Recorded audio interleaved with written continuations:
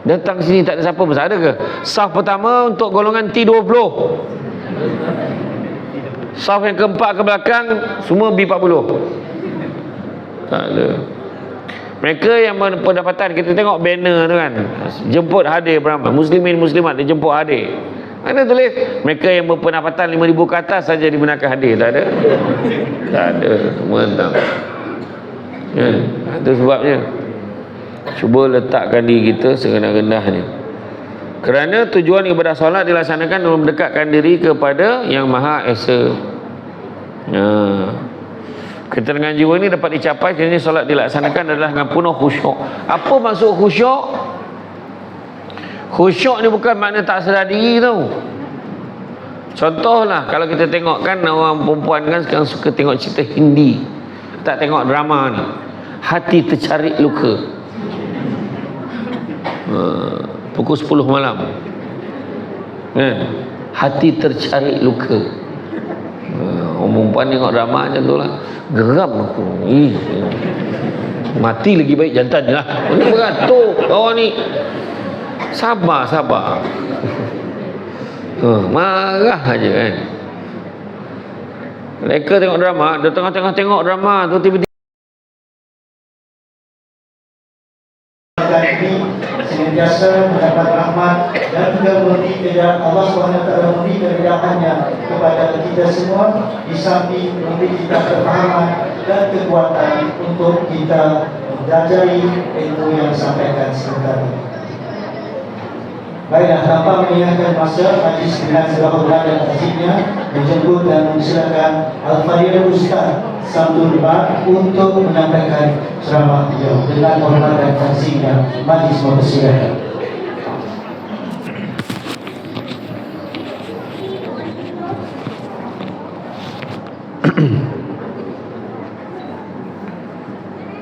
A'udzubillahi minasyaitonirrajim. Bismillahirrahmanirrahim. Assalamualaikum warahmatullahi wabarakatuh.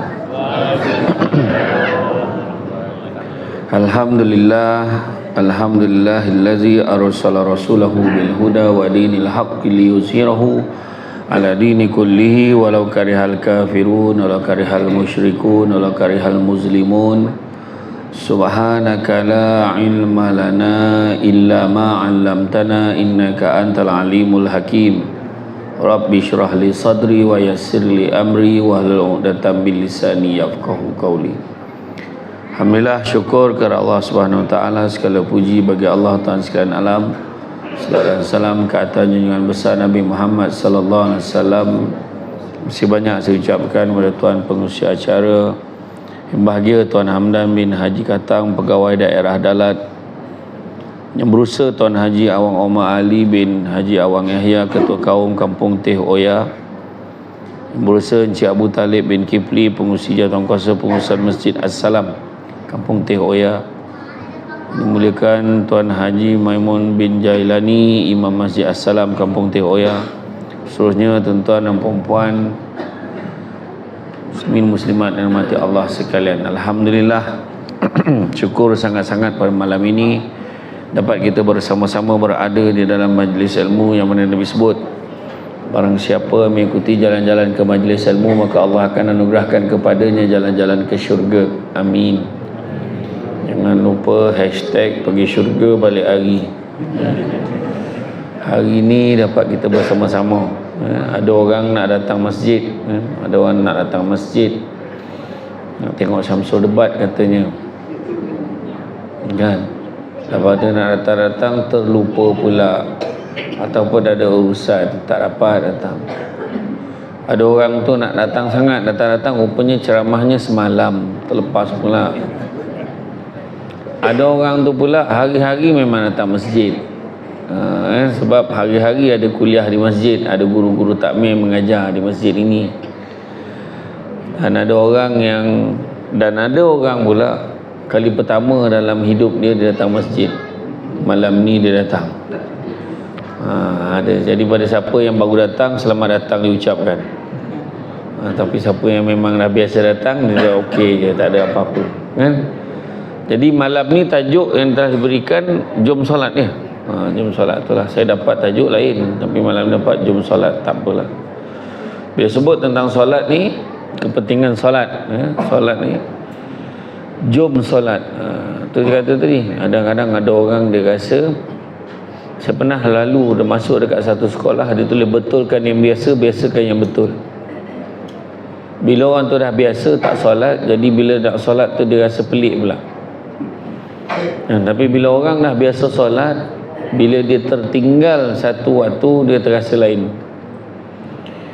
Jadi sebenarnya solat ini penting. Solat merupakan tiang agama dan merupakan rukun Islam yang kedua selepas daripada mengucap 2 kalimah syahadah. Kalau kita tengok 5 tu rukun Islam tu, kita tengok yang bawah sekali apa? Bawah sekali apa? Bawah sekali. Yang kelima apa? Mengerjakan haji sekiranya mampu. Berapa kali sehari? Pergi haji berapa kali sehari? Sekali seumur hidup kalau mampu. Umrah wajib ke sunat? Umrah wajib. Ini haji wajib, umrah sunat tak? Umrah dan haji wajib pada yang mampu. Yang tak mampu pergi haji dulu sebab apa? Sebab senarai panjang. Kan, senarai panjang, macam-macam kabel pakai nak bagi dapat pergi tahun ni, dia kata. Kan? Siapa yang baru daftar hari ni boleh pergi pada tahun 2148. 3 kali mati hidup tak boleh pergi. Tapi boleh buat rayuan. Tapi pergilah umrah dulu.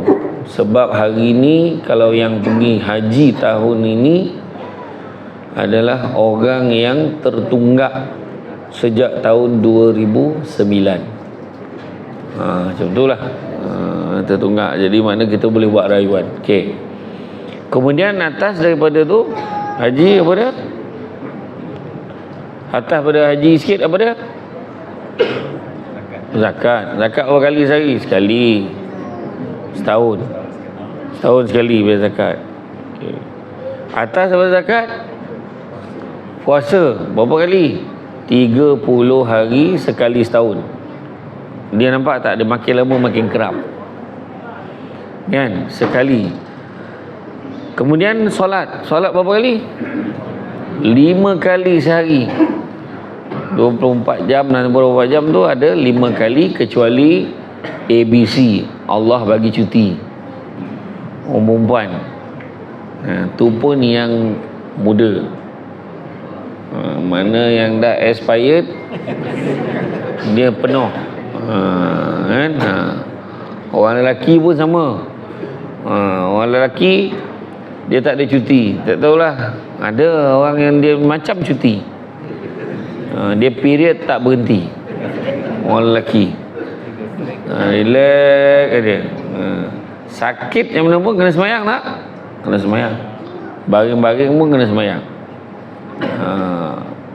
Dan yang atas sekali mengucap 2 kalimah syahadah, tak disebutkan berapa kali sehari, maknanya sekerap mungkin. Kita kena sentiasa memperbaharui syahadah kita. Kadang-kadang kita tak sedar kita bercakap. Mungkin kita tak menyembah berhala, kita tak menyembah patung. Tapi kadang-kadang ayat kita tu, kita menyekutukan Allah. Contoh ayat apa? Dia satu-satunya boleh tolong kita, tak ada orang lain dah. Ayat kadang-kadang kita tak sedar kita cakap tu. Jangan ambil gambar bertiga, nanti tengah mati. Jangan lalu bawa hampaian, lambat kahwin. Macam-macam. Kan? Terantuk kepala, hantuk balik semula. Kan? Nanti mak mati, siap tekuk apa, tekuk dagu lagi kan. Jadi seolah-olah percaya ada yang lebih besar daripada Allah. Kan? Ada satu dia betul nak pergi masjid. Ada orang tak nak pergi masjid sebab apa? Aku tak nak lah pergi masjid, nanti orang cakap apa pula. Dia fikir apa orang cakap kalau dia pergi masjid. Barang siapa beribadah kerana manusia, hukumnya riak. Barang siapa yang tidak beribadah kerana manusia, hukumnya syirik. Faham tak? Mana ada yang lebih besar daripada Allah menyebabkan dia tak datang masjid sembahyang. Dan bersembahyang jemaah di masjid memang sangat dituntut. Malahan Nabi dulu sebut, Nabi pernah bercita-cita dalam hati Nabi, kalau ikutkan hati aku, nak sahaja aku bakar rumah orang yang tak pergi sembahyang jemaah di masjid. Tapi Nabi baru bercita-cita. Kalau Nabi buat, takut jadi sunnah. Dah semua orang pergi bakar lah rumah orang tak pergi sembahyang masjid. Dan dah imam pergi bakar rumah orang, seorang dah bakar. Imam lambat sampai, dah rumah imam pula kena bakar. Tapi maksudnya tu tadi, makna Nabi bagi penekanan suruh datang sembahyang jemaah di masjid. Sembahyang jemaah di masjid berapa kali ganda daripada sembahyang seorang? Berapa kali ganda? Semua orang tahu 27. Tak ada siapa yang fikir kejap berapa, tak ada. Semua jawab 27 kali ganda. Amalan pertama akan dihitung hari kiamat nanti adalah pada solat seseorang. Hari kiamat besok kita akan dibangkitkan dalam keadaan telanjang bulat, tanpa sibuk nak tengok orang lain punya. Masa tu telanjang, kurhara. Sampai ketika padang mahsyar tu, mahkamah mahsyar dibuka, soalan pertama tanya solat tu. Solat macam menggigil, habis aku, dia dah tahu. Yang tengah tunggu turn, habislah. Aku dah lah jarang semayang. Semayang pula ikut turn. Ada orang tu semayang tembak mentua datang rumah, mentua tu dia semayang. Masa tu awal waktu tu Allahu Akbar, bukan main lagi. Bila mentua tak ada, tak ada. Di istiqamah waktu ada orang datang masjid sebab pegawai khas YB ada. Pegawai khas premier datang, takkan aku tak pergi, nanti dia tak nampak aku. Contoh ada orang macam tu, tapi bukan orang sini, orang tempat lain. Tempat lain sini okey, sebab saya difahamkan jemaah subuh pun memang macam ni, lebih kurang ramai. Saya dengar macam tu lah. Dia tidak, tak tahulah. Nampak macam terperanjat tu, mana tak lah. Jadi kan, sekiranya solat fardu seseorang tidak dilaksana dengan sempurna, solat juga tapi tak sempurna, dia semayang macam burung kakak tua. Tahu tak burung kakak tua? Burung kakak tua ni dia ulang balik apa yang orang lain sebut tanpa dia faham. Assalamualaikum, dan burung kakak tua dia pun Assalamualaikum juga. Tapi tak tahulah, kalau burung kakak tua tu faham, maka lagi teruklah pada orang manusia yang tak faham tu. Jadi makna kata dia semayang ni kena faham nak solat macam mana. Tu yang tadi saya kata, memperbaharui syahadah tadi kan, bila sebelum semayang tu, asyhadu la ilaha illallah, asyhadu anna Muhammadar Rasulullah, Allahu Akbar. Dan kalau seseorang tidak melaksanakan solat dengan sempurna, amalan yang lain tidak berguna lagi. Makna semayang pun macam, ada orang semayang tapi dia tidak bersemayang, kata Nabi. Orang macam mana? Semayangnya tak ada tamakninah, laju betul-betul. Allahu Akbar, bismillahirrahmanirrahim, amin, bismillahirrahmanirrahim, Allahu Akbar, Allah mana macam tu, laju. Tak tahu nak gimana. Dalam banyak-banyak perbuatan solat, ada satu perbuatan yang paling tenang menurut pakar teoretik solat. Apakah perbuatan yang paling tenang dalam solat? Dalam banyak-banyak perbuatan solat, angkat takbir, berdiri, rukuk, iktidal, sujud, duduk antara sujud, naik, tahiyat awal, tahiyat akhir. Mana perbuatan yang paling tenang sekali? Ramai jawab sujud. Itu maknanya tidur. Kalau sujud tu tenang, maknanya tidur. Menurut pakar teoretik solat, perbuatan yang paling tenang adalah daripada rukuk Kan rukuk yang kita tunduk tu, Sami Allahu liman hamidah, daripada berdiri sebelum sujud tu, sebelum turun, itulah waktu yang paling tenang sekali. Dan benda tu takkan dapat dicapai untuk orang yang semayangnya macam Formula 1. Kan? Jadi kat Sarawak mana, Limbang saya pergi tu, dia ada lumba kebau. Lumba kebau, dia semayang macam lumba kebau, laju betul. Jadi makna kata tak sah laju-laju, tenang. Kewajipan salat merupakan perintah Allah SWT pada hambanya yang cukup syarat. Ia dapat memberi kesan positif dalam kehidupan sekiranya dilaksanakan dengan sempurna. Sebab penting tu kena belajar. Fatihah kena belajar, Fatihah kena baca betul-betul. Jangan kata tuan-tuan dan perempuan, Samsul debat pun kena test dulu Fatihah. Nak dapat tauliah, interview, baca Fatihah. Ustaz tu, cuba baca Fatihah Ustaz. Kenapa pula? Saya tanya. Lah nanti mana tahu kalau pergi ceramah-ceramah nanti kena jadi imam. Saya suruh imam gitu je jadi imam, saya kata. Bacalah, saya kata baca. Macam-macam perangai baca Fatihah ni. Alham, kata. Macam mana boleh ada ala tu? Ar-Rahmah. Macam mana Ar-Rahmah tu? Antara yang biasa kelaziman kesilapan yang orang buat. Maliki Yaumiddin, salah. Kan? Iyyaka na'budu wa iyyaka na'budu wa iyyaka nasta'in. Dinas. Sedap dah bunyi tu.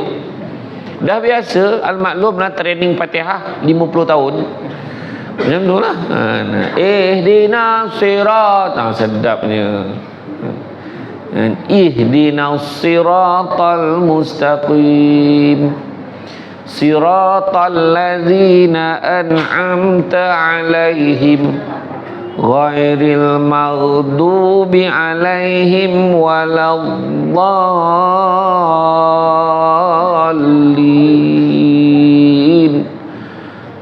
Yang ni satu lagi. Amin.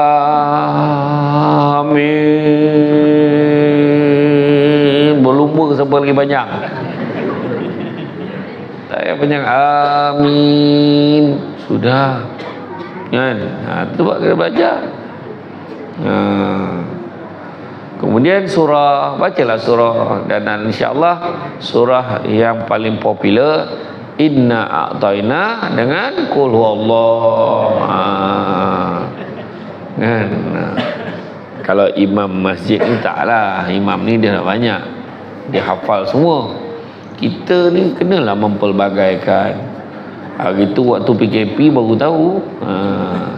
Tiba-tiba PKP, tiba-tiba wujud, lahirlah imam tanpa tauliah di rumah masing-masing. Baru sedar sejadah ada berapa helai je. Barulah tahu dalam Al-Quran tu banyak lagi surah rupanya daripada Inna A'taina dan Qul Huwallah. Kita balun surah tu je, anak pun perasan dah agak dah. Ayah mesti baca surah ni punya kan. Pelbagai kan. Mengerjakan salat dengan sempurna dapat memelihara diri daripada melakukan perkara keji dan mungkar. 4 langkah mencapai kesempurnaan ibadah. 4 langkah mencapai 4 perkara yang kena ada dalam mencapai kesempurnaan ibadah. Yang pertama, mesti dengan ilmu, bukan main ikut-ikut aja. Kena belajar. Kena belajar. Itu sebabnya kita sampai tua belajar lagi, belajar mengaji. Belajar macam mana bacaan, belajar macam mana perbuatan solat, yang kita belajar. Yang kedua, mestilah dengan ikhlas. Sembahyang tu ikhlas, bukan sebab ada niat-niat tertentu yang lain, tak. Yang ketiga, mesti ada perubahan pada tindak tanduk dan perangai. Dan yang keempat, dimulakan dengan niat. Yang ketiga tu tadi, ada perubahan pada tidak tanduk dan perangai. Ini semayang mengumpat macam tu juga. Macam mana? Semayang kutuk orang laju je. Kutuk orang tak kira lah sebab politik ke, hiburan ke. Ya, hiburan. Tengok artis kan, tengok dalam media sosial, wah kita yang kutuk bantai-bantai, macam-macam yang kita marah orang. Oh tak guna lah ni, tak boleh pakai ni. Yang kita cakap tu manusia mengumpat tak? Mengumpat juga. Kemudian kita cerita apa? Oh tengok pemimpin tu, oh tengok YB ni tak boleh pakai ni, aku pun menyampah YB ni. Oh tu tak YB ni, kutuk, kenyang, bantai. Tapi dosa tak? Dosa. Kan? Ada cara bagi pandangan, ada cara. Tapi bukannya mengumpat mengata. Macam saya tadi pun saya maafkan. Saya lalu tadi kan, saya maafkan orang yang mengumpat saya. Dia kata dalam TV nampak tua.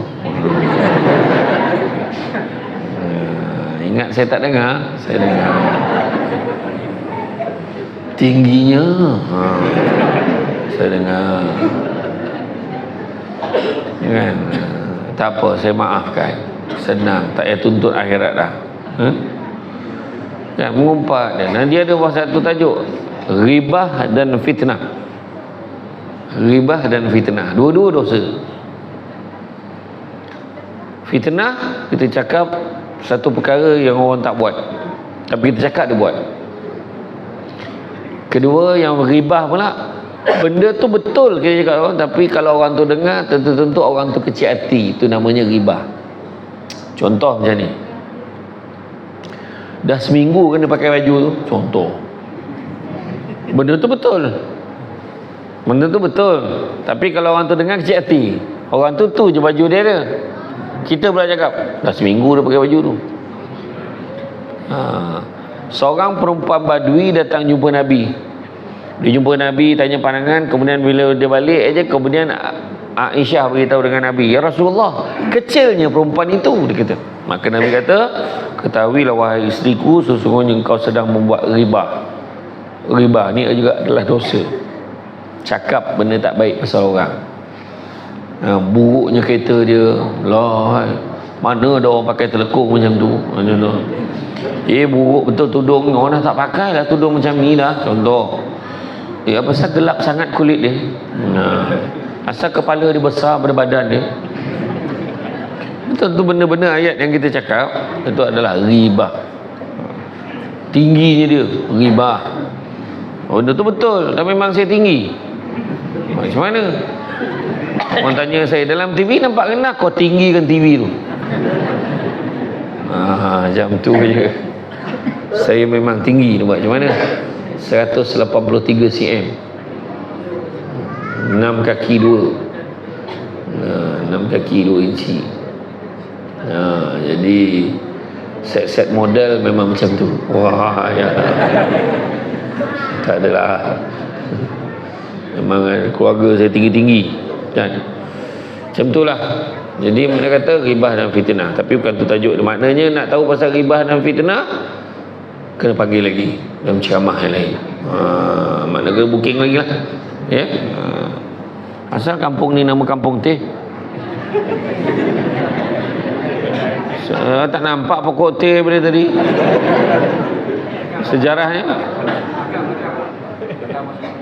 belakang masjid, baru tanam ke apa?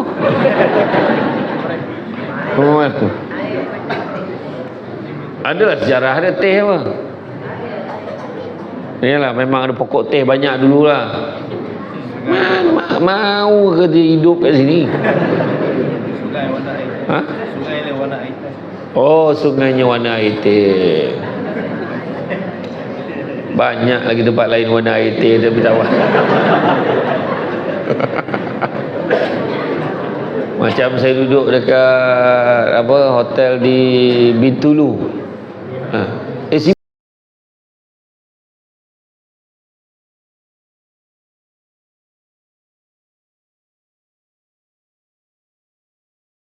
sibuk.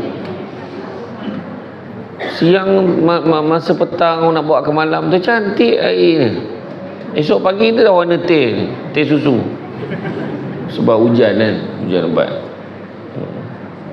Tak apalah tu kemudian lah. Tu pun tajuk lain Jadi makna kata solat yang sempurna dapat memelihara diri pada melakukan perkara keji dan mungkar, sebagaimana firman Allah SWT bermaksud sesungguhnya solat itu mencegah perbuatan yang keji dan mungkar. Surah Al-Ankabut ayat yang ke-45. Solat juga dapat mencapai ketenangan jiwa. Sebab siapa ada banyak masalah, solat. Siapa yang ada masalah pening kepala, banyak masalah, solat.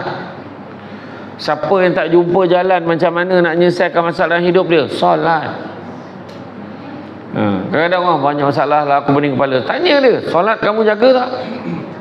Bila last kamu solat? Bila tak kali terakhir kamu solat? Kadang ada orang perempuan ambil alasan period, tapi sebenarnya tak, tipu. Ada ni, ada orang datang masjid dengan ceramah tapi tak solat. Ada datang nak ambil gambar je, lepas tu balik. Tengok orang perempuan istiqamah. Tak payah pakai stand pun. Heran cameraman tengok kan. Saya bukan cakap tuan-tuan dan puan-puan, saya pernah pergi ceramah kat satu tempat. Orang tu dia tak semayang. Tu sebab saya, kalau di Semenanjung kebanyakan ceramah berlangsung lepas maghrib. Lepas maghrib sampai dekat pukul 9 lebih berhenti. Jadi semua orang akan semayang. Pas semayang ada jamuan kan. Hari ni pun ada jamuan saya nampak ni. Jadi bila makanan dah ada, makruh ceramah lama-lama. Jadi bila waktu antara bila saya pula kebanyakan masa kalau jalan jauh saya jamak lah. Saya dah jamak maghrib isyak. Jadi waktu dia sembahyang isyak, saya tunggulah di luar. Jadi adalah yang nak ambil gambar dengan saya. Saya kata nanti dulu, tunggu orang habis sembahyang isyak dulu. Saya kata pergi sembahyang dulu, saya kata. Sebab saya tak nak, budak-budak pun saya tak bagi, pergi sembahyang, solat dulu. Ada dah satu orang tua lelaki ni, saya kata tempat ni, pergi sembahyang dulu. Alah sembahyang bila boleh dia kata. Dia kata, ish, gitu. Lain pula orang tu jawapan dia. Dia ambil gambar selfie, saya pun, kenapa dia? Dia ambil juga selfie, dah ambil gambar, dia start motor, dia balik. La ilaha illallah. Ada sekumpulan, ada satu tempat lagi, sekumpulan jemaah wanita ni. Kita orang tak apa, kita orang tak semayang kat rumah je. Dia dah sampai sini semayang je lah. Tadi pun kita orang tak semayang kat sini, semayang kat rumah. Nanti kan balik semayang lah. Apa masalah ni, orang semua tengah semayang jemaah, pergilah masuk. Dan dia sanggup tak ambil gambar pun tak apa, sanggup duduk dekat situ sebab nak ambil gambar. Bayangkan tu macam lah orang. Besok Allah Ta'ala tanya, kenapa kamu tak solat? Sebab ni. Kenapa kamu lambat solat? Sebab ni. Melengah-lengahkan solat. Jangan. Nak keterangan jiwa dapat dicapai dengan solat sempurna sama ada dengan melengkapkan solat fardu yang 5 atau tambahan kepada solat-solat sunat yang lain. Siapa yang dah pergi umrah, siapa dah pergi haji, dia tahu. Pergi dekat sana semayang aja. Kan betul? Budak tu pun tahu. Semayang aja. Pergi sana semayang. Siapa yang dah pergi umrah, dia tahu. Kalau sementara nak tunggu waktu solat tu, solat je. Nak pula pagi. Pukul 3-4 pagi. Pagi sebab sebelum subuh kan, semayang. Solat sunat taubat. Solat sunat tahajud. Lepas tu solat hajat.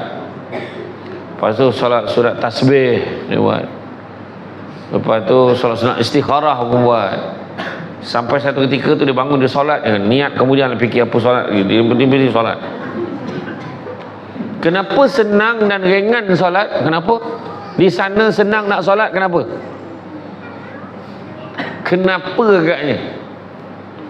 Kenapa dekat sana senang solat berbanding di masjid Kampung Teh ni? Kenapa kat sana senang solat? Jangan risau, penceramah kalau tanya dia jawab balik semula. Saya pernah ceramah kat satu masjid di Kuala Pilah. Saya tak nak sebutlah masjid mana. Saya ceramah maulud. Saya tanya makcik, apa maksud selawat makcik? Makcik apa maksud selawat? Seorang makcik tu jawab, nak ceramah je lah, tanya pula. Soundnya aku macam betul. Jadi kenapa kita mudah solat di sana? Sebab siapa yang pergi umrah, pergi haji, kebiasaannya dia tak dapat pengiktirafan, dia tak bawa pangkat-pangkat dia. Mana dia orang tahu, ni DO Dalat ni? Tak ada. Orang tak tahu. Mana satu pegawai daerah ni? Oh ini, oh steady. Steady pegawai daerah pakai plekat kan tangan steady. Maknanya dia berzuhud. Betul kan? Kita pergi sana, mana ada orang kenal kita? Orang kan Samsul Lebak orang kenal. Itu pun orang Malaysia kan? Kadang-kadang tengah tawaf tu gila betul orang tengah tawaf ni betul. Ada orang Malaysia ni tak betul, tak ada orang bawa pangkat imam kita masjid ni ke, tak ada. Pergi sana kita sama orang lain, solat aja. Sebab kita meletakkan diri kita tak ada apa-apa. Tu sebab kita mudah solat. Datang sini tak ada siapa besar, ada ke? Saf pertama untuk golongan T20, saf yang keempat ke belakang semua B40. Tak ada. Mereka yang berpendapatan, kita tengok banner tu kan, jemput hadir beramai, muslimin muslimat dia jemput hadir.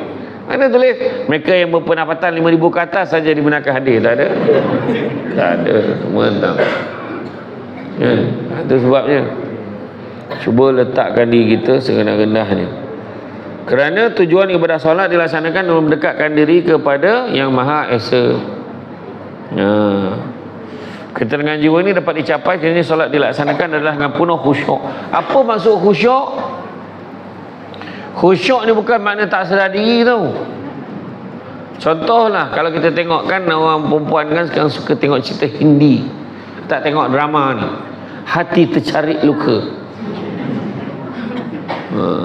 pukul 10 malam kan? Hati tercari luka.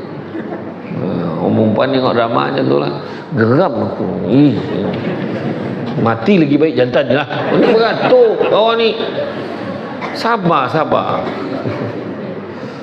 marah aja kan. Mereka tengok drama, dia tengah-tengah tengok drama tu, tiba-tiba anak lalu. Bila anak lalu, itu khusyuk. Maknanya fokus pada tu lebih daripada yang lain. Nampak tak? Pernah tak kita duduk sampaikan orang lalu, kita tak perasan? Kita tak perasan kan? Mana khusyuk. Itu maksud bila semayang, fikiran dia adalah kepada Allah sahaja. Ini waktu semayang jumpa barang hilang, baru teringat kunci letak kat mana. Allahu Akbar, atas meja.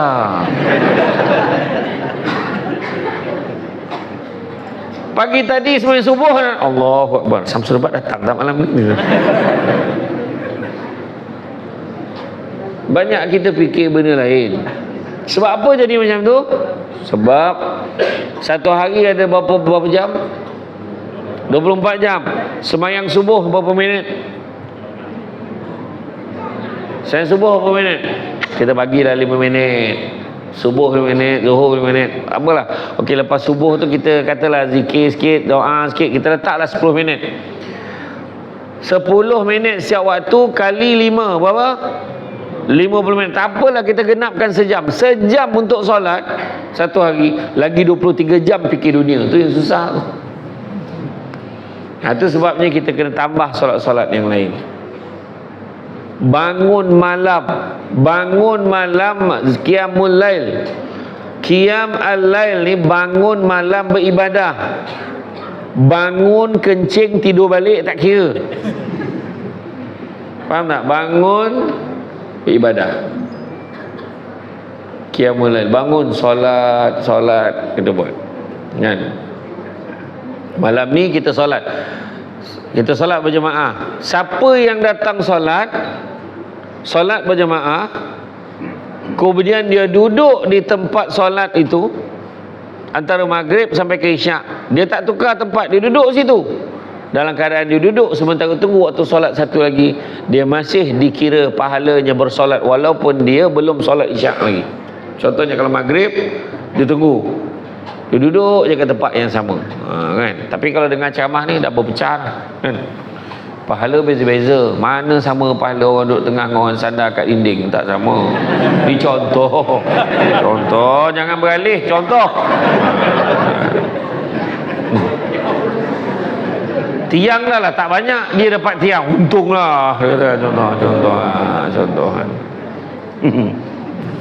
Beralih, kena lah kita ni. Berebut dinding, apalah. Kata nak tengok Samsul Rebat, duduk jauh-jauh Zal. Dah macam ni tengok, tak nampak kan. Khusyuk, tenang dan mengerjakan dengan penuh rukun dan juga tamak ninah. Maknanya teratur, jangan tertib, kena jaga, jangan kelang kabut, relax. Penghayatan diri dalam solat juga dapat membawa seorang hamba ke arah pengabdian diri dan memohon keampunan kepadanya. Semayang tak betul macam mana nak minta macam-macam Allah Ta'ala.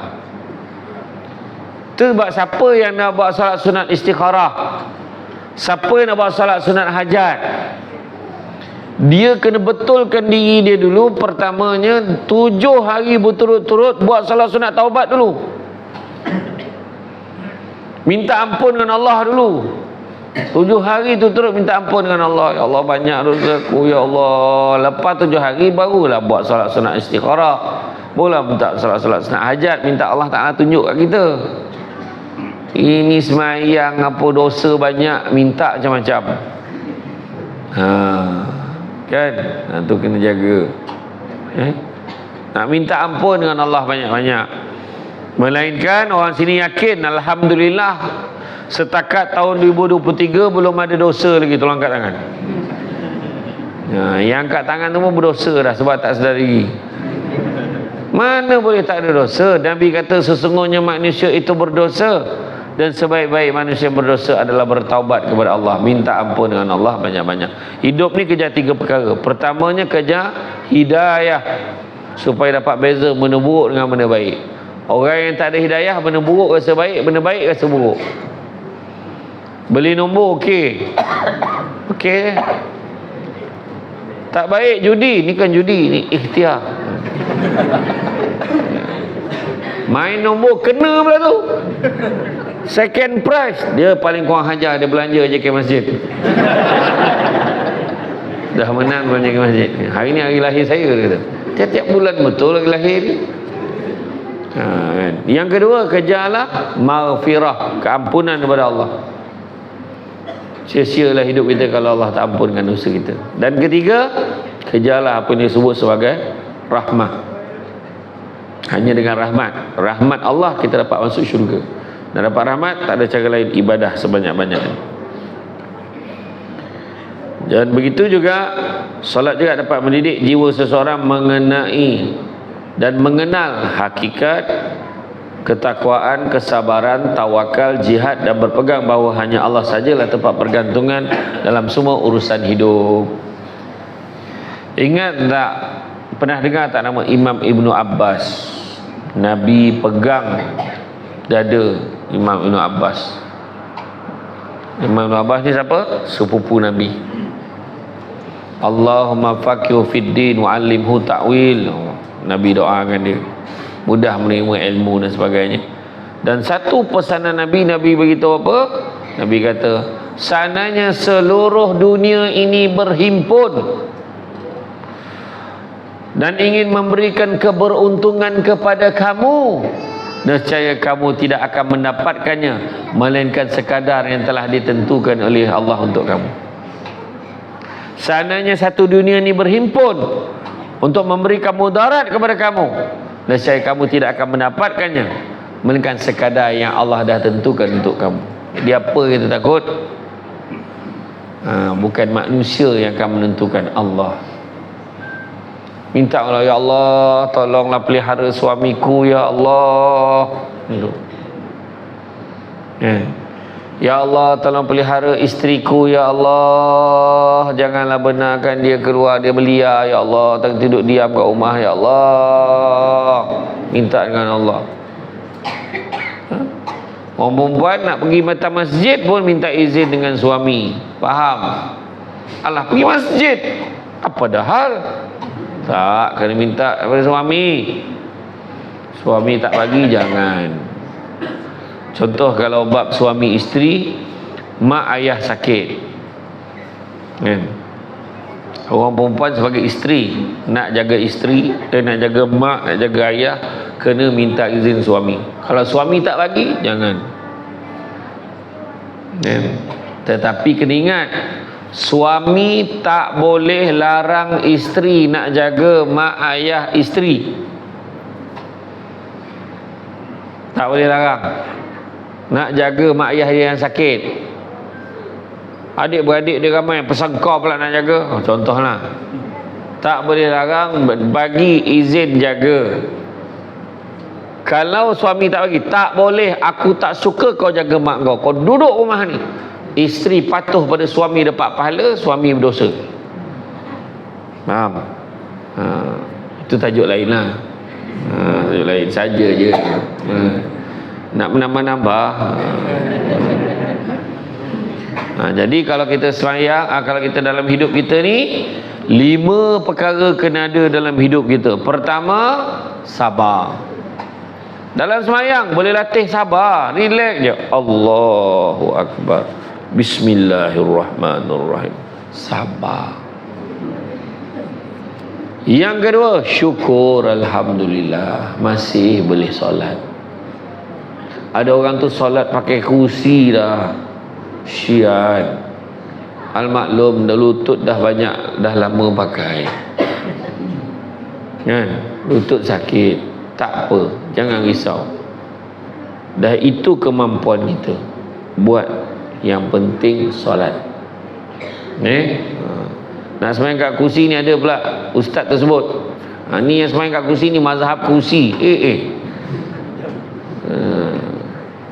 Boleh, tapi kena tahu kursi tu nak letak di mana. Jangan ganggu orang sujud belakang. Lepas tu sujud dia macam mana, kena belajar. Bawa kursi daripada rumah tak payah, bawa sofa, faham? Macam tu kenalah tahu, kan? Jadi sebenarnya kita usaha buat kemampuan kita. Lutut yang sakit, jangan risau. Susu kambing Samsul Debat ada, jangan risau. InsyaAllah cepat baik. Ini bukan promote, lebih kurang. Kan? Ketiga, hikmah. Percaya pada hikmah. Tuhan tak bagi semua, adalah benda lain Allah nak bagi. Keempat, redha. Kelima, ikhlas. Kan? Kemudian, solat dapat membentuk peribadi yang mulia. Solat yang sempurna cerminan kepribadian yang mulia bagi seseorang, kerana pelaksanaan solat merupakan gabungan antara pertuturan. Bercakap pun baik. Orang perempuan, berhentilah bercakap. Berhenti bercakap apa? Kami ni hati baik, mulut aja jahat. Siapa cakap? Kalau nak hati baik, mulut pun kena baik. Nak marah aja. Abang Tesla lah, Alif Tega lah. Habis kenapa suami kita yang kita marah? Jangan. Orang yang datang masjid ni, insyaAllah tengok muka pun tak okey. Orang perempuan kena percaya, lelaki adalah makhluk yang paling jujur dalam dunia. Nampak? Oh, apa betul lah.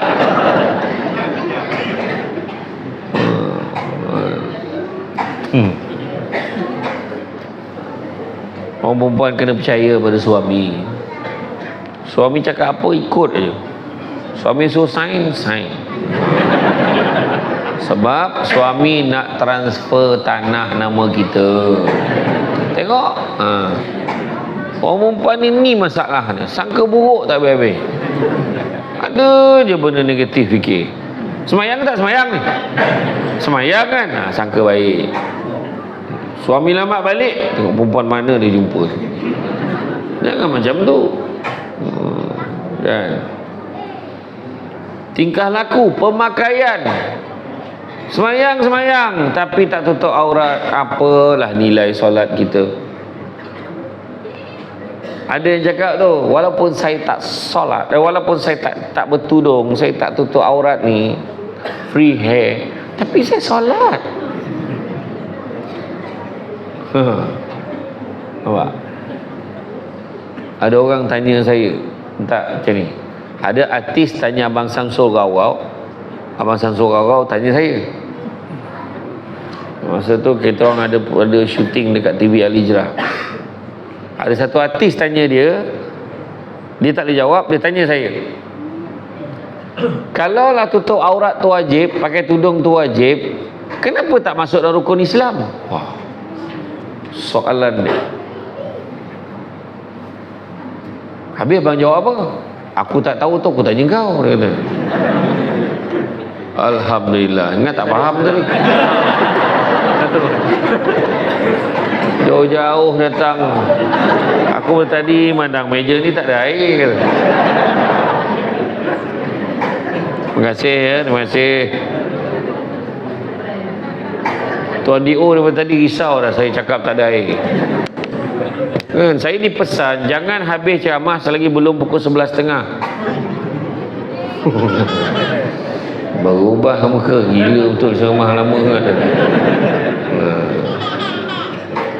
Jadi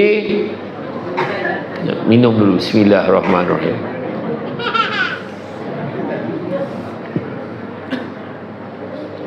Jadi makna kata, apa saya cakap tadi? Lupa. Jadi kalau betul pakai tudung, tutup aurat tu wajib, kenapa tak masuk dalam rukun Islam? Maka saya kata, bang, saya kata, banyak lagi benda-benda wajib pun tak masuk rukun Islam. Buat baik pada mak ayah, wajib pun tak masuk rukun Islam. Amar ma'ruf nahi mungkar, wajib pun tak masuk rukun Islam. Oh, betul juga bang. Dan abang tanya dia balik. Artis tu saya tahulah nama dia, saya tak nak cerita dekat sini. Abang cakap dengan dia, jangan baca rukun Islam aja, rukun iman baca tak? Kenapa dengan rukun iman? Percaya pada Allah tak? Percaya. Percaya pada Rasul tak? Percaya. Kalau percaya pada Allah dan Rasul, belum lagi percaya lain. Kalau percaya pada Allah dan Rasul, buat je lah apa Allah Ta'ala suruh. Banyak cerita buat apa? Itu je. Macam itulah cerita dia. Jadi makna kita, penampilan akhlak yang mulia ni dijelmakan melalui ibadah solat yang dilaksanakan. Bila kita memahami hakikat solat didirikan, mampu mendidik pribadi kita menjadi muslim yang mulia, pertuturan tingkah laku, pemakaian yang mulia, bermula daripada niat hinggalah memberi salam. Bila dah seronok pakai telekung pun mahal kan, Siti Kalilah kan. Saya tak nak sebut jenama yang tu sebab dia tak taja ceramah kita malam ni. Itu saya sebut Siti Kalilah je. Kita pakai tudung pun selesa. Macam kita ambil makanan, nak beli makanan kan, kita akan makan yang bertutup bawah tudung saji ataupun yang terdedah. Yang tertutup tu lah, yang terdedah tu sampel. Sedap lah kita tengok, boleh tahan. Tapi kita nak yang lain. Kita tak nak yang dah terdedah tu, tak nak. Kemudian bacaan solat yang dibaca dan khusyuk dan sempurna dapat mendidik kita untuk bertutur dan berkomunikasi dengan baik bila berada di luar solat. Pergerakan yang sempurna dalam solat dapat mendidik seseorang agar menjaga tingkah laku di luar solat. Kita semayang kan kita jaga. Bila kita semayang macam ni, tiba-tiba gatal, macam mana tangan kita perlahan-lahan.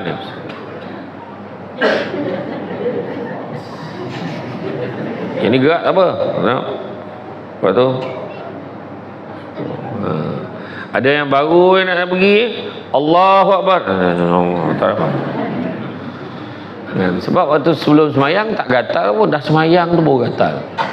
Sebab setan memang mengacau kita terus semayang. Terus semayang, ya Allah, ada tiup hidung tu.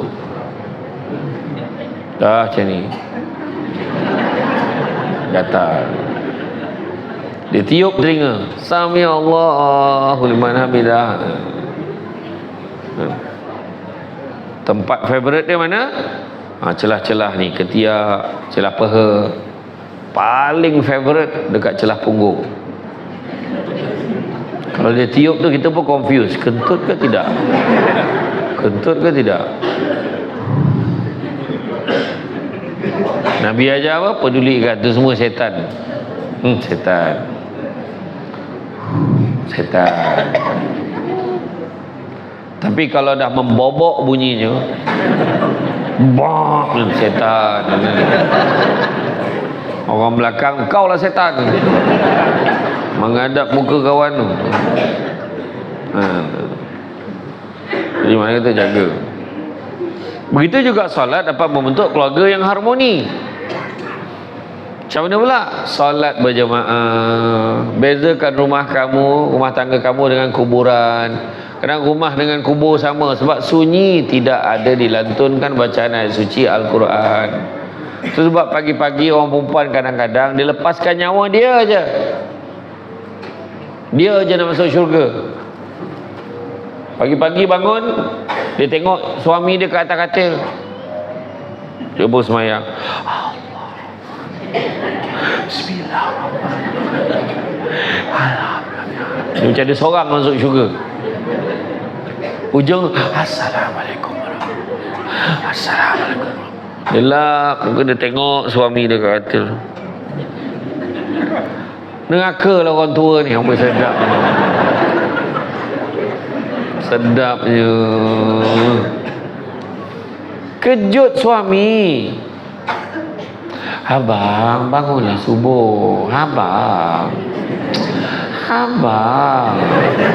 Kalau macam tu lah kaedah kejutannya, sudahnya dua-dua tak subuh. Kau mengejut ke mengajak? Kejut suami, bang, kalau dia payah nak bangun, kejut seolah-olah rumah terbakar. Bangun bang, api. Mana? Api neraka. Dia bangun. Ya. Lepas tu bila solat berjamaah. Suami ni kadang bila bangun nak jadi imam, dia kadang kumuh-kumuh ambil wuduk tu dah jadi imam dia. Tak fresh. Tu yang anak dah standby belakang, maknya belakang sekali. Allah. Nak tidur bunyi. Bismillahirrahmanirrahim.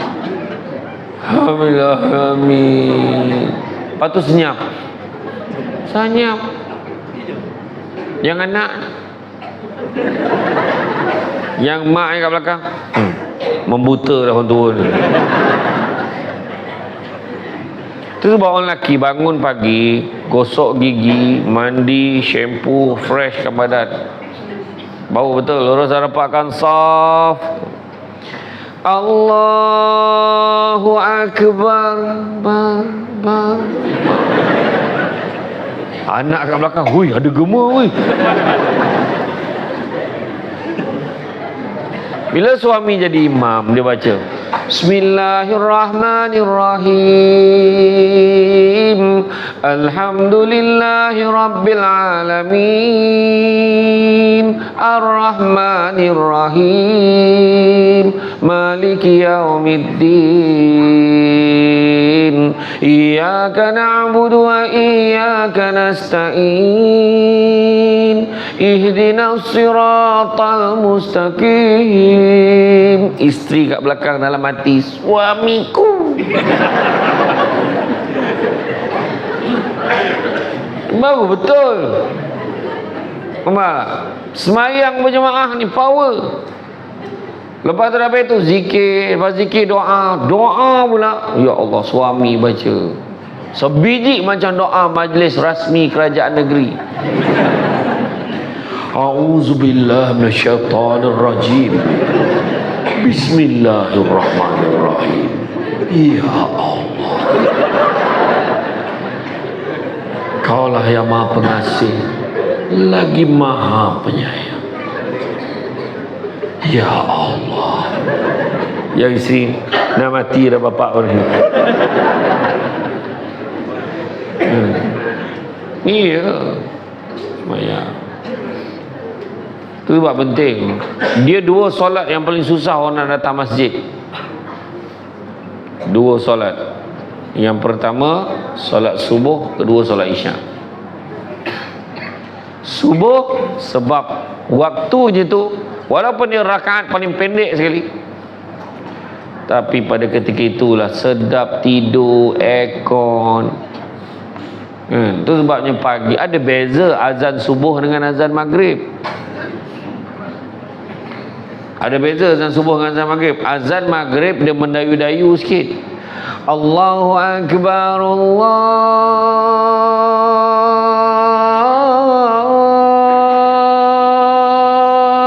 Akbar. Maghrib bagi can orang main bola balik. Allahu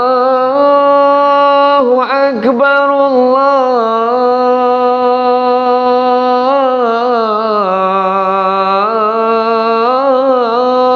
Akbar. Maghrib. Subuh Allahu Akbar, Allahu Akbar. Macam tu je. Subuh. Maghrib. Asyhadu an la ilaha illallah.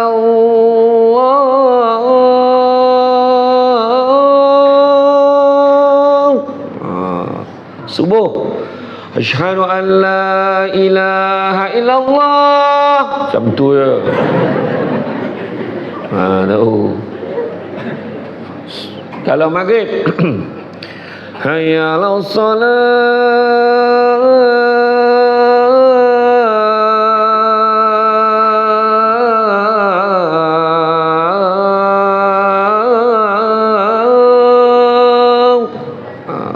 Subuh hayya 'alas salah. Tu je. Tu penting. As-salatu khairum minan naum. Pendek je. Tak ada dah. As-salatu khairum minan naum.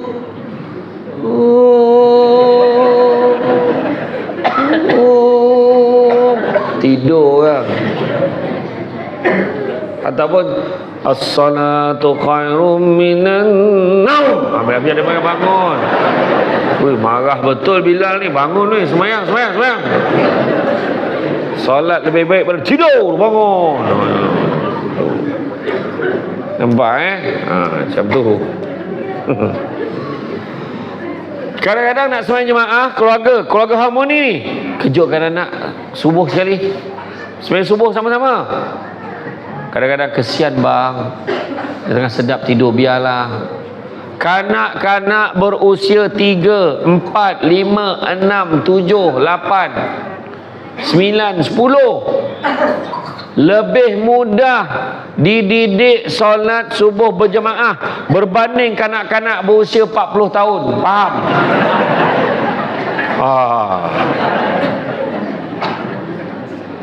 Di Masjid Felda Palung 14 di Jempol Negeri Sembilan, dia buat kempen kanak-kanak sekolah rendah datang semayang jemaah di masjid, dapat duit belanja RM3 di sekolah.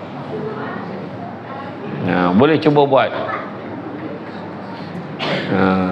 Bapak ni pergi masjid semayang, bapak tak pergi. Lepas tu dia buat pula kempen jemaah yang dewasa 40 hari berturut-turut solat subuh berjemaah, disahkan oleh JK, dicop 40 hari berturut-turut layak untuk cabutan bertuah, menang skuter. Jangan risau. Kan? Pegawai khas premier ada.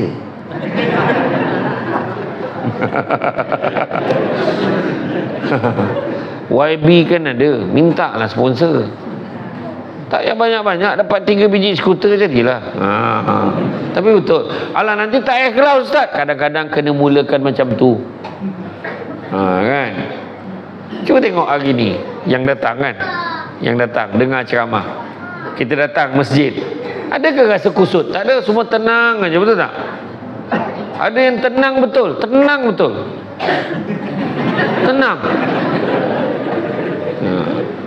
Dia siapa yang pandang saya sepanjang ceramah, dia tengok saya sampai habis, tu biasa.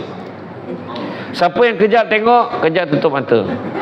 Kejap tengok, kejap tutup mata. Hebat dia, sambil-sambil dengar dia zikir. Yang paling hebat sepanjang ceramah saya, dia zikir. Iya, kadang dekat rumah ada tilam tebal, bantal cantik, sedap. Tak dapat dia tidur. Tapi dalam masjid, tegak-tegak dia boleh tidur. Ada yang tidur tak? Ada yang tidur tak? Tak ada. Dia sebenarnya ada satu doa. Kalau kita baca, insya-Allah yang mendengar hilang ngantuk. Pernah tak Ustazah ajar kuliah duha Muslimah? Baca tu, orang yang dengar hilang ngantuk. Tak pernah tak pernah. Doa dia senang je. Bismillahirrahmanirrahim. Wabil lahil taufik wal hidayah. Wassalamualaikum warahmatullahi wabarakatuh. Baca tu orang dah tidur, tegak. Dah habis ke bangun? Saya belum baca lagi, saya baru ajar aje. Ya, macam tu. Gurau, jangan marah. Dia menyalin pula tu. Ya. Rasulullah SAW sendiri menyuruh anak-anak agar melazimi dengan solat sejak daripada kecil. Kenapa kita tak sedar. Contoh kita ajar anak kita solat jemaah hari-hari. Solat berjemaah subuh. Contohlah.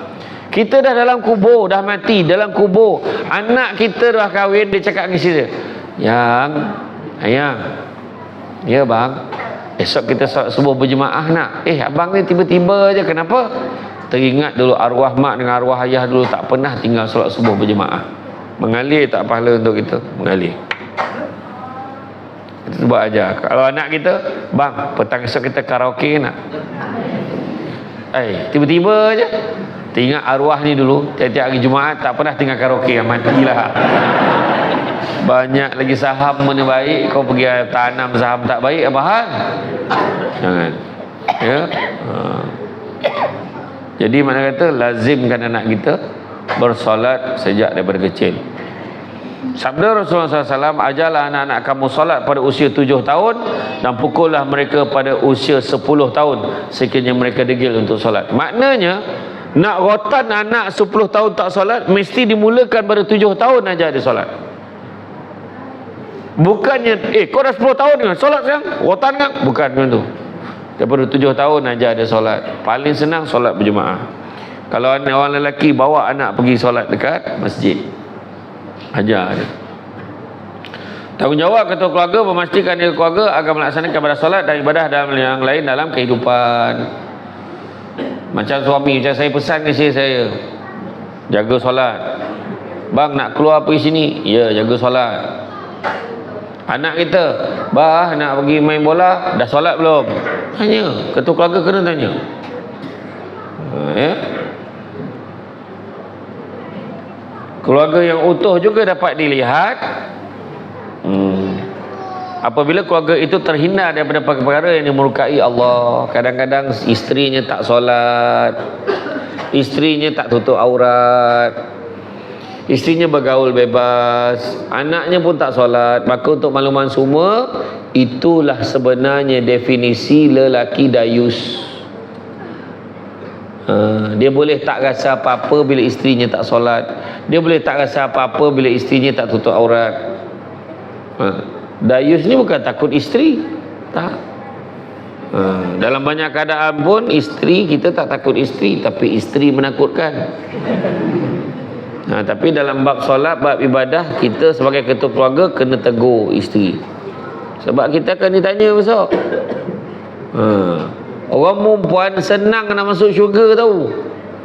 Nabi kata jaga solat, jaga puasa, jaga maruah diri, maruah suami, taat perintah suami. Kalau jaga empat-empat ni, Nabi kata, maka masuklah ke dalam syurga mengikut mana-mana pintu, mengikut pilihan hati kamu. Itulah untungnya orang perempuan. Orang lelaki mana boleh pilih pintu? Dapat masuk untung. Ni semua neraka ni. Termasuk yang bercakap ni. Sebab apa? Banyak soalan kena jawab. Pasal isteri kena tanya, pasal mak kena tanya, pasal anak-anak kena tanya. Iya. Yang lelaki jangan senang-senang hati. Berkahwin bukan main pandai kahwin, tapi nafkah tak jaga. Jangan main-main. Nafkah ni ada dua, nafkah zahir, nafkah batin. Nafkah zahir, makan, pakaian, tempat tinggal wajib bagi walaupun isteri bekerja. Kalau suami tak mampu, fahamkan isteri supaya isteri redha. Kan? Nafkah batin bukan hanya atas katil. Saya nak beritahu, nafkah batin bukan hanya yang gitu-gitu yang atas katil tu. Tapi nafkah batin juga termasuklah memberi didikan agama pada isteri dan anak-anak. Itu nafkah batin. Yang satu lagi tu tak payah ajar, semua tahu. Kan? Ramai betul orang datang malam ni, melimpah sampai keluar. Tak cukup tempat duduk rupanya. Saya ingat kira-kira malam ni tak kurang 15,000 orang.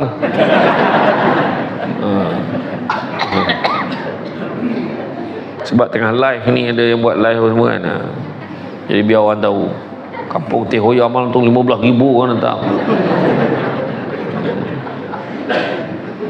Kemudian keluarga yang utuh juga dapat dilihat bila ahli melaksanakan perintah Allah melalui pelaksanaan solat. Dan bila solat, bila dah habis je solat, semua pun salam. Dah habis doa, salam. Anak seorang-seorang salam, cium tangan, cium dahi anak-anak. Lepas tu dah salam semua, isterinya pula, abang minta maaf kalau buat salah silap hari ni. Ni tak minta maaf bila raya, dijamakkan dosa tu setahun. Sedangkan raya ni nak gembira, selamat hari raya, maazir batin, macam tu. Ni pagi raya menangis-nangis.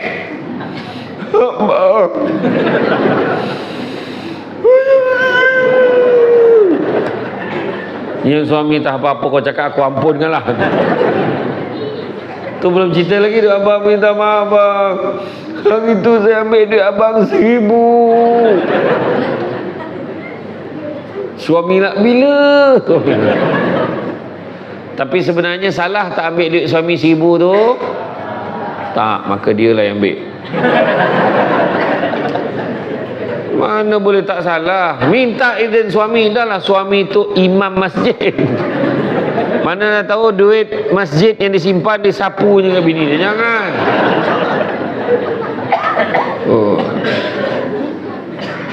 Jaga.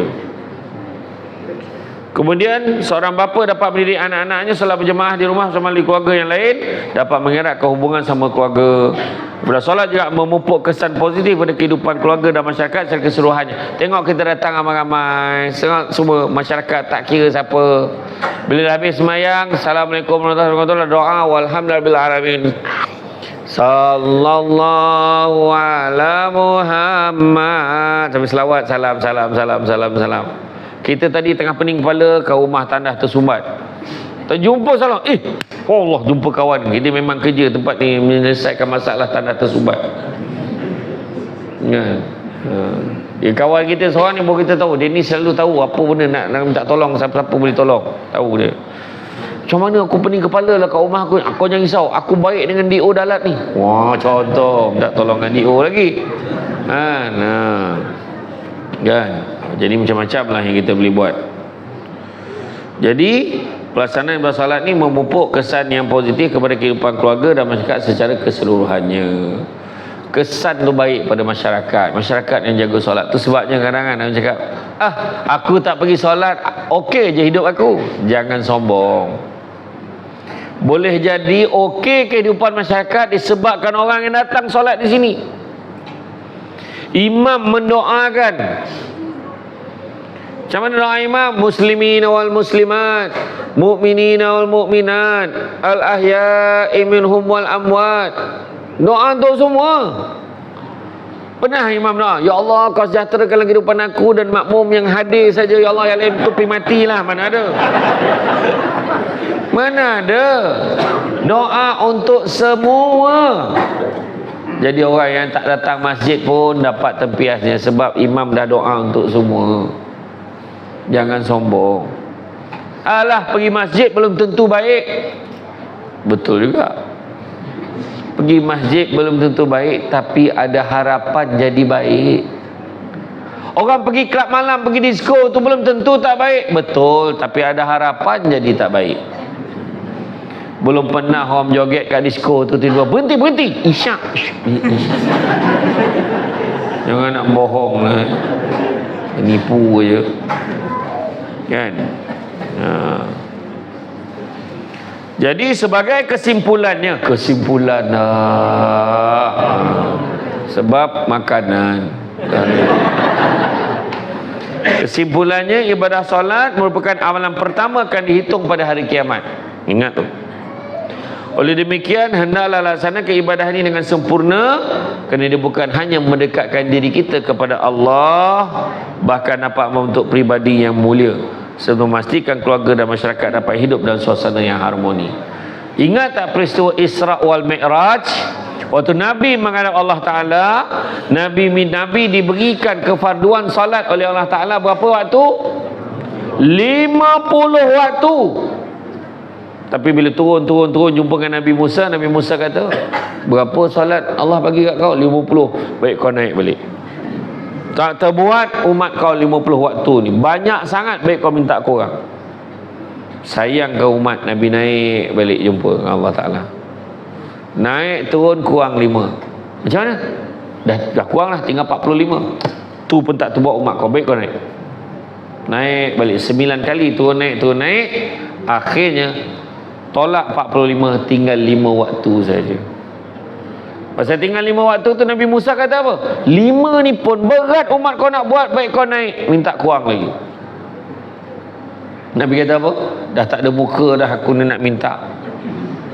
Nak gugur dah pipi aku ni, malu rasanya nak minta dengan Allah Ta'ala. Cukuplah 5.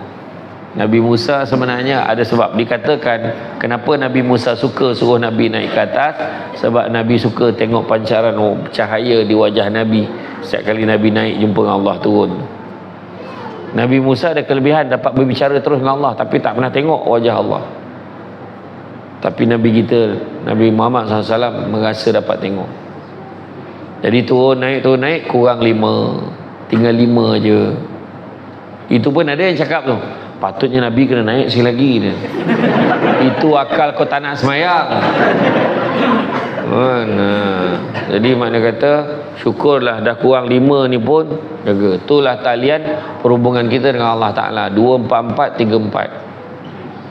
244. Tapi lain tak berapa kuat sangat. Kadang-kadang tambahlah dengan solat-solat sunat. Bangun malam, qiyamul lail, saya kata bangun malam. Tak dapat buat sehari sekali, buat seminggu sekali. Tak dapat seminggu sekali, sebulan sekali. Tak dapat sebulan sekali, bangun malam, buat setahun sekali. Tak dapat setahun sekali, 10 tahun sekali. Tak boleh 10 tahun sekali, seumur hidup sekali. Kalau itu pun tak boleh, cari tali gantung diri, mati lagi baik. Payah sangat kan. Bangun malam. Ya. Dan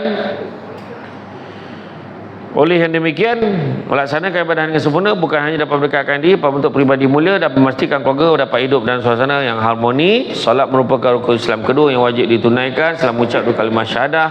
Perintah mendirikan solat telah pun bermula sejak berlakunya peristiwa besar dan peristiwa Isra dan Mi'raj seperti yang saya ceritakan tadi. Dan begitu juga kepentingan solat dapat mempengaruhi kehidupan kita, dapat membina akhlak, dapat menjaga pelakunya daripada perbuatan keji dan mungkar. Solat menjadi jalan keluar bagi orang beriman menghadapi sebarang kesulitan dan kesusahan. Sesungguhnya kami mengetahui bahawa engkau bersusah hati dengan sebab apa yang kau kata, yang mereka katakan. Oleh itu bertasbihlah engkau dengan memuji Tuhanmu, serta jadikanlah dari orang-orang yang sujud, yakni solat. Surah Al-Hijr ayat 97 hingga 98. Begitu juga solat menjadi pemuka jalan atau pemudah cara mendapat memudahkan rezeki kita. Allah Ta'ala berfirman lagi, sekiranya penduduk negeri itu beriman serta bertakwa, tentulah kami akan membuka kepada mereka pintu pengurniaan yang melimpah-limpah berkatnya dari langit dan bumi. Tapi mereka mendustakan Rasul kami, lalu kami timpakan mereka dengan azab seksa disebabkan apa yang mereka telah usahakan. Surah Al-A'raf ayat 96. Melalaikan, ni sikit lagi sabar, sikit lagi, jangan resah gelisah. Dah bergalih-galih tempat duduk, dah sabar. Melalaikan ibadah solat atau meninggalkannya berarti kita merendah-rendahkan hak Allah. Antara akibat melalaikan dan meninggalkan ibadah solat ialah, pertama, mereka dianggap kufur dan juga munafik. Satu. Kedua, mereka tergolong dalam golongan yang dimusuhi oleh Rasulullah SAW sehinggalah mereka mendirikan solat. Ketiga, hati mereka akan menjadi gelap dan tidak mendapat nur hidayah daripada Allah. Empat, harta benda hasil usaha mereka tidak mendapat keberkatan, bahkan menjadi punca kecelakaan kepada mereka. Jadi tuan-tuan dan muslimin, buatlah. Sebab apa? Solat ini kebaikannya dapat bantu diri kita membina generasi yang baik akhlak. Solat juga dapat bantu kita menangani pelbagai gejala yang merosakkan pada hari ini seperti rasuah, membunuh, merompak, zina, maksiat dan sebagainya. Bila solat juga dapat memotivasikan bagi semangat kat diri kita supaya tabah menghadapi segala cabaran dan dugaan. Cantik dipandang, bulan mengambang torang di awan. Kalau ada hidup namanya orang, takkan lagi daripada ujian dan dugaan. Sabar. Percayalah pada hikmah. Tanam tabu di tepi rumah, cabut ubi sampai ke akar. Kalau hidup percaya pada hikmah, selautan garam terasa tawar. Ibadah solat juga jadi kunci utama mendapatkan rezeki yang halal yang diberkati oleh Allah SWT. Justru marilah sama-sama berusaha meningkatkan kualiti solat kita, sentiasa belajar dan belajar, mempertingkatkan ilmu kita agar kehidupan yang kita jalani hari ini jadi lebih baik dan lebih sempurna, serta mendapat keberkatan daripada Allah SWT. Jadi cukuplah sekadar itu tuan-tuan dan muslimin. Bak kata orang, sepandai-pandai tupai melompat akhirnya jatuh ke tanah jua. Walaupun perkongsian sudah tamat, mudah-mudahan meresap ke dalam jiwa. Cantik dipandang rumah penghulu, kayu terukir dari papan. Alang-alang menuntut ilmu, sebutir pasir kembangkanlah menjadi intan. Budak-budak membawa galah nak menjolok buah berangan. Kalau ada silap dan salah, dikata tidak, dicaci jangan. Tenang-tenang air di laut, sampan kolek mudik ke Tanjung. Hati terkenang mulut menyebut, jasa baik pihak masjid menjemput hari ini, rasa nak junjung.